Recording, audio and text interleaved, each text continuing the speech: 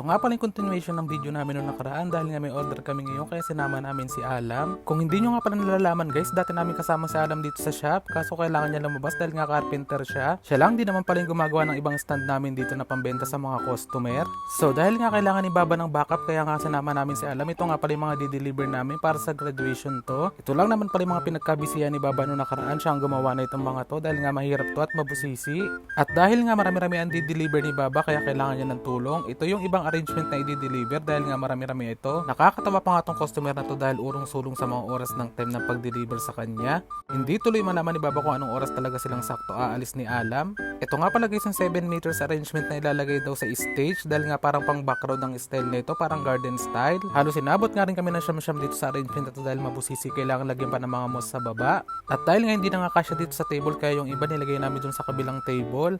Tapos hindi nga lang yan, meron pa isang kasama na isa pa. Ito nga yung may acrylic na kasama at talagyan ng pera. Kaya teamwork talagang ginawa namin dyan para matapos. Tapos naisip ko nga pala dahil Friday nga ngayon, dahil nga linis day namin ngayon. Kaya habang naglilinis tayo, kailangan din natin tanggalin ang mga name tag ng aming bulaklak. Hindi nga pala pwedeng walang name tag o price ang bulaklak namin dahil nga pag may baladiya, baka mahuli kami, sayang ang 7,000. At dahil nga marami-rami ang balde natin, kailangan mo natin isalin-salin ng maruming tubig sa bawat isa. Actually, hindi naman siya ganoon karami guys dahil nga nilalagyan namin ng Clorox. Sa mga nagtatanong nga pala dyan, hindi nga po pala kami nagamit ng mga aspirin o anumang klaseng tableta na nilalagay sa tubig dahil talaga makakapagparumi lang din yun. Ang dami ko kasi naririnig ng mga drama ng iba na kesyo lagyan daw ng sugar para mas tumagal ang buhay ng bulaklak. Pero guys, sa aminin ko talaga sa inyo ang totoo, hindi nyo kailangan talaga lagyan ng ganon dahil instead mamamatay lalo ang bulaklak ninyo. Clorox lang kasi talaga guys ang nilalagay namin sa tubig para tumagal ang inyong water the whole week. Syempre tulad nga namin na nagpapalit na once a week lang ng tubig kaya kailangan namin i-disinfect with Clorox. At syempre hindi ka lang naman talaga aasa sa Clorox dahil kailangan mo din linisin at sabunin ng mga balde bago mo ito lagyan ulit ng bagong tubig. At dahil nga transparent ang mga balde natin dito kaya kailangan talaga malinis na malinis. Ito kung gaano kami kinukuskus to at sinasabunan. At sabi pa nga nila talaga nagre-reflect sa tao ang linis ng kapaligiran mo. Uy! Kaya sa mga tao dyan na may itim ang budhi, ang payo ko sa inyo gumamit kayo ng Clorox para tanggal germs at luminis kayo.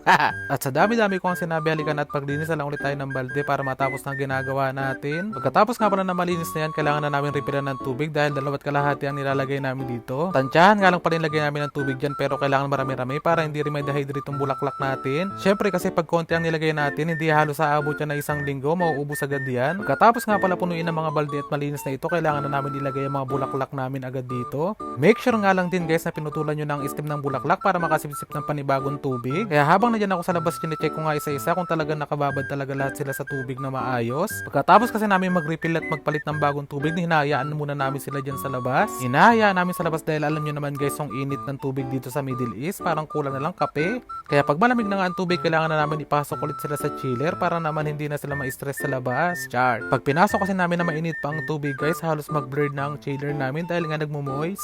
Pero in fairness kahit pa paano na ganito lang trabaho namin guys, nakakapagod din. Syempre, sabi nga nila hindi ka naman kikita ng pera pag hindi mo pinaghihirapan ang trabaho mo, di ba? Nakita nyo naman dyan guys kung gano'n nakalinis ang chiller namin, hindi ko pa nga naipapasok yung ibang mga leads namin. Yung empty space kasi yun ay nalagyan na namin ng mga foliage o tinatawag namin mga green o mga pang pillars. At dahil nga din Friday ngayon, kaya tignan nyo naman guys, kukunti ang bulaklak namin dahil nga walang supplier pag ganitong araw. Kailangan ko na palang tapos ito dahil gagawa pa ako ng display ng bouquet namin dito. Kaya pagkatapos ko nga pala sa mga gawain ko ito, gumawa na agad ako ng bouquet. Ito nga pala guys yung display namin na baka dito na jahes. Usually talaga mabili mga jahes namin na bouquet dito na nagkakalaga ng 100 o 150. Alam nyo naman kasi mga customer dito pag nagmamadali kailangan agad nila ng bouquet na ready. Yun nga din palang advantage mo pag may ready jahes bouquet ka dahil saglit lang benta agad. Kumuha na nga ako ng 10 piraso ng flowers kaya ito nga ibubuquet ko. Syempre gumagamit kami ng plastic na may sponge dito. Dito nga pala guys gumagamit kami ng sponge para to make the flowers fresh.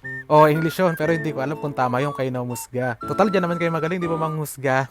At syempre tuloy-tuloy na nga tayo sa paggawa ng bouquet natin dahil nga favorite na mga Arabo dito ang itim na wrapping na may pulang bulaklak. Dito nga pala sa Middle East hindi ka na magtataka na talaga favorite nila yung black lalo na kahit sa mga wrapping ng regalo. Madali lang naman gawin to guys ng bouquet na to. Actually wala pang 5 to 10 minutes tapos mo na to. As long as nga na alam mo na yung ginagawa mo kung Kumbaga ba sabi nga nila basic.